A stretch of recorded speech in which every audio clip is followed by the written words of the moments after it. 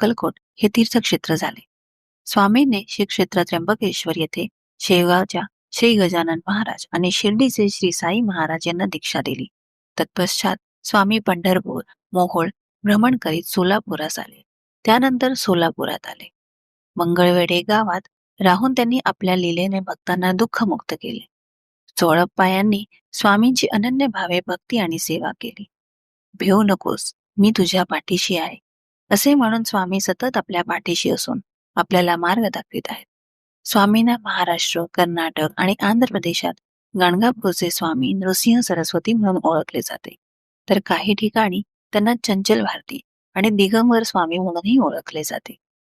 दत्त संप्रदायात श्रीपाद श्रीवल्लभ आणि श्री नृसिंह सरस्वती हे दत्तात्रयांचे पहिले व दुसरे अवतार म्हणून समजले जातात. श्री स्वामी समर्थ हे नृसिंह सरस्वतीच होत, म्हणजे दत्तात्रय होय. अक्कलकोटचे परब्रह्म श्री स्वामी समर्थ आपल्या भक्तांना अभयदान देताना म्हणत, भिवू नकोस, मी तुझ्या पाठीशी आहे. आजही त्याची प्रचिती भक्तांना येत असते. श्री स्वामी समर्थ अक्कलकोटला प्रथम खंडोबाच्या मंदिरात इसवी सन 1856 मध्ये प्रकट झाले. त्यांनी अनेक चमत्कार केले, जनजागृतीचे कार्य केले. जे माझे अनन्य भावाने असे चिंतन मनन करतील, त्या अनन्य भावाच्या चिंतनाची उपासना सेवा मला सार सर्वस्व समजून अर्पण करतील, त्या नित्य उपासना करणाऱ्या माझ्या प्रिय भक्तांचा मी सर्व प्रकारचा योगक्षेम चालवीन, असे त्यांनी आश्वासन भक्तांना दिले.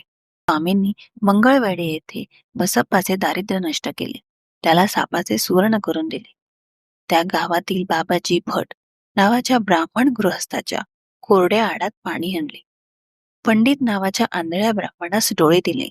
हे सर्व चमत्कार स्वामी समर्थांनी लोकांना भक्ती मार्गाला लावण्यासाठी केले. संत हे लोकांच्या कल्याणासाठी, लोकांच्या धारणेसाठी आणि लोकांच्या आत्मिक परमार्थिक ऐश्वर्यासाठीच असतात. ते दुसऱ्यांना सुखाने सुखावणारे असतात. स्वामी समर्थांनी समाजातील दुष्ट प्रवृत्ती नाहीशी करून तेथे सत्विचारांची पुनर्स्थापना केली. दुःखी पीडित लोकांवर कृपेचा वर्षाव केला. इच्छुक भक्तांना स्मरणात राहील असा अनुभव देऊन प्रेमबंधनांना आपलेसे केले. स्वामी समर्थांना श्रीमंत व गरीब सारखेच माने. त्यांना साधा भोळा भक्तिभाव आवडत असे.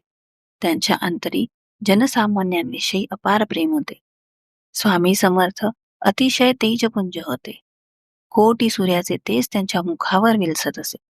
डोळ्यात अपरंपार कारुण्य होते. भक्तांवर संकट कोसळले तर ते दूर करीत.